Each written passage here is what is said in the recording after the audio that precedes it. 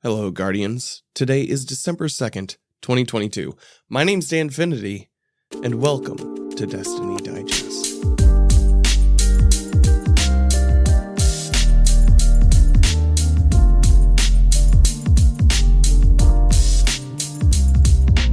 This is the final episode of Season 18. I don't have any guests today, as I've been feeling under the weather, as you can probably hear. At first, it was planned to be like a mega panel, and then just a couple of people, and then, as I felt worse this week, just me. So, bear with me. As I'm saying this, my hope for this episode is to do a rundown of things we know will be coming in Season 19, just a few days before its release on Tuesday, December 6th. A couple things before we hop into the episode. First, welcome to everyone who followed the podcast on various feeds and on my YouTube channel following last week's interview with Salt Greppo. I had a lot of fun speaking with Salt and producing that show kind of under the wire. I hope you enjoyed it and gained as much insight as I did. I often find that listening and watching people with tremendous skill pushes me to be a better player, and I felt the same way after that conversation with Salt last week. Also, Salt Greppo was probably one of the most professional people that I've ever booked in my career. That dude has an eye for detail as a guest, as a conversationalist, and helped that show run smoothly, so double thanks for that, dude. For those of you who may be unfamiliar with me, my name's Dan, I'm from Indianapolis, I have a fiance named Jenny, and I've been making Destiny content for the last few years, and was recently partnered on Twitch back in March. Prior to the show you're listening to now, I was a podcast host, editor, and producer for Planet Destiny since 2018, and before that on panel for the Destiny Tracker podcast back when they did one. I love talking about this game with passionate people of all skill levels and expertise. This community and this format has been important to me since podcasts like Guardian Radio, Crucible Radio, Focus Fire Chat once roamed the waves. My goal is to get us a little bit closer together and to be better to one another while sharing our thoughts and feelings about a game that we love so much. Destiny 2 and the community around it sparks so much conversation because there's a tremendous amount of passion that goes into getting better at the game. Not only that, but there's also aspects of the game that you can dive into and find a niche in, and it truly helps make this feel like a vital, thriving thing. While I know the seasonal model isn't for everyone, and the back halves seem to stretch on and on, I do think that a lot of productive conversations happen during this time, and it allows us to reflect not only on what we've done the past seasons, but also what we want to see in this game we love. I just want to say a huge thank you to everybody who has listened this past season to the show. I hope what I just said was palpable to you guys. When we called it quits with Planet Destiny back in September, I wasn't sure what direction I was going to go. That can really be said for most of the past year for me personally, after I hit Twitch Partner. I kind of felt like the dog that caught the car there for a few months, and occasionally I still do. But Destiny Digest has helped give me a renewed goal and ambition, and I'm astounded so many of you have responded to it so far. Thank you from the bottom of my scrappy little heart. Now, on to what's looming large on Tuesday. While we know very little about the featured story of Season 19 and nothing about the dungeon that will be released next Friday, we do have some quality of life changes, sandbox adjustments, and some special events coming down the pike. Season 19 will introduce full auto firing into the game. This will be huge for accessibility and also free up some perk slots for your favorite weapons. We will also see a quality of life improvement for the economy of Destiny and the planetary materials exchanges. If you still have materials after Season 18's Elixir Quarter donation drive, Master Rahul in the tower will exchange 5,000 Glimmer for a stack of 20 materials. If you have less than a stack of 20, that exchange will go up to 250 Glimmer per individual material exchanged. Any weapons or armor that required a specific destination material will now have those costs swapped with legendary shard amounts. Upgrade materials such as modules, enhancement prisms, and ascendant shards will have the planetary costs removed with no further adjustment or material needed. Public events will also receive a Glimmer boost. Without applying any Glimmer boosting mods or bonuses, heroic events will pay out between 10k and 12.5k Glimmer, while normal public events will pay out between 330 to 4,645 Glimmer. I don't know why it's that number specifically, but it's that number specifically. With those changes in public events, Devram K and Failsafe will see a small update in Season 19. Rep ranks will be removed from the vendors, and ghost shells and emblems they offer will now be available for just 10 legendary shards apiece, while sunset weapons will be removed from their wares. Each vendor will also receive an increased amount of daily bounties, bringing each up to 4.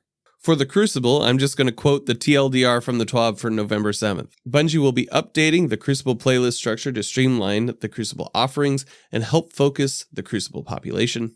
Part of doing that will be collapsing Control and Clash into a single quick play playlist and bringing some of the lesser played game modes like Rumble into weekly rotators. Bungie will also be bringing a new Crucible seal, Glorious, and Ingram focusing to Lord Shaxx to give players more ways to engage with Crucible rewards. In Season 19, Iron Banner gets a new mode, Fortress, and D1 Legacy armor sets. They'll be making an update to matchmaking techniques between skill, connection, and team sizes to provide better experiences in the Crucible, and this starts with quick play and will roll out to more playlists over time. They'll also be tuning quitter suspension parameters for quick play. They'll be experimenting with new matchmaking techniques and trials that will hopefully provide better experiences to solo and duo fire teams without the need for freelance. This will also help them in reassessing the flawless pool for Season 20 and beyond. They're going to bring 3 maps to the Crucible over the next year. That's 2 maps that are returning from earlier years in Destiny 2 and a brand new map that is being added during the Year of Lightfall. They will also be introducing the competitive division to act as their ranked Crucible space for players seeking to test their skill.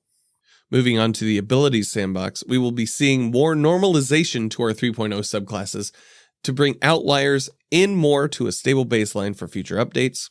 Notable hits include Solar 3.0's Restoration taking a healing reduction and will no longer stack Rift healing. Knock 'em Down for the Hunter class will take hits and duration for Deadshot and damage resist for Marksman. Void overall gets large wins with an increased Void overshield damage resist in PvE, increased projectile speed and pull radius for Vortex Nova Bomb, reliable suppression for Shield Bash Titans, and increased anchor lifetime for Hunter's Deadfall Shadow Shot. Arc 3.0's Chaos Reach gets a reduction in cooldown, and Storm Grenades take hits to duration with Touch of Thunder and Spark of Magnitude. Stasis will see an increase to the fragment slots for Cryoclasm and Winter Shroud. For more in-depth analysis, the TWABs referenced will be in the show notes. Weapons will be receiving a hefty amount of updating with weapon crafting options coming to the Deepstone Crypt and a small pool of non-raid weapons gaining access to perks from older raids. Now I will say, do not hoard your Red Border Deepstone Crypt weapons before this coming Tuesday. They will not count towards your count. We will also see changes to a number of exotics and weapons leading into Season 19. Glaives will receive added hit detection for projectiles while getting a melee damage multiplier reduction against champs, mini-bosses, bosses, and vehicles. The fundamentals, or weapons that swap between type like Borealis and Hardlight, will receive different weapon stats now depending on the element being fired. Witherhorde will receive a 3-second reduction to its projectile's duration, while Yellowhorn receives a damage reduction of 25% for its primary rocket. Wolfpack rounds, not touched. Darcy will now apply a jolt to those affected by Personal Assistant, and Xenophage gets a 5% bump to damage overall. In the future, players can look forward to a large rebalance to aerial effectiveness, especially for primary weapons. I've seen this be popular on Twitter so far, so here's hoping it's good. The Season 19 artifact will have anti-champ mods for hand cannons, scout rifles, bows, pulse and auto rifles, as well as submachine guns. We will also see some experimental mods for armor to increase mobility and resilience, while a helmet mod will grant additional airborne effectiveness to any weapon you wield. For more info on incoming weapons, for trials, GMs, and Iron Banner, check out this week's TWAB. For a couple of addendums, it looks like Destiny 2 and Assassin's Creed will be having a crossover event, which kind of looks cool. I've never played Assassin's Creed, so I'm not really connected to any of the armors that they showed off, but they do look kind of cool, especially like the Hunter and the Warlock one. As for Stadia players, they need to activate cross-save before January 18th, 2023. That should about cover it for this week, and also looking into Season 19. If I've missed anything, please let me know on Twitter, @Danfinity, where the eyes are L's. Speaking of, my name's Danfinity. You can find me on Twitter, Instagram, and the TikTok @Danfinity, where the eyes are L's. You can catch me 3 days a week on Twitch twitch.tv/Danfinity, helping Guardians through Pinnacle and in-game PvE activities.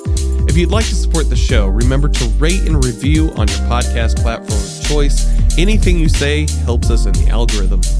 This show is also listener supported, so if you'd like to give $3 a month to keep the lights on, head on over to coffee.com/Danfinity. That is ko-fi.com/Danfinity. All links are in the notes for the episode.